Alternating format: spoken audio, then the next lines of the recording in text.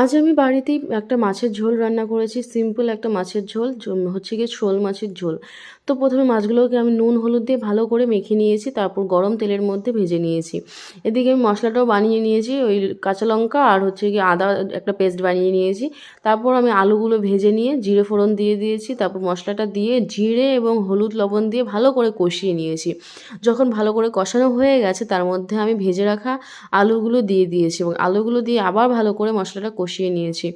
তারপর মশলাটা কষিয়ে তার মধ্যে আমি পরিমাণ মতো জল দিয়ে দিয়েছি। জলটা আমি আগে থেকে একটু ফুটিয়ে রেখেছিলাম, সেই জন্য বেশি লেট হয়নি আমার জলটা ফুটতে। তারপর মাছগুলো দিয়ে মাছগুলোকে ভালো করে ফুটিয়ে নিয়েছি, রান্না হয়ে গেছে। তো তারপর আমি এটাকে গরম গরম নামিয়ে গরম গরম ধোয়া ওঠা ভাতের সাথে সার্ভ করেছি, সাথে একটা লেবু ছিল। দেখতেই পাচ্ছ মাছের ঝোলটা একদম সিম্পল ছিল এবং খেতেও কিন্তু সত্যি বলতে দারুণ ছিল। মানে সিম্পল একটা রান্না বলতে পারো। তো আজকের ভিডিও এইটুকুই, ভালো লাগলে like comment share and subscribe. Tata.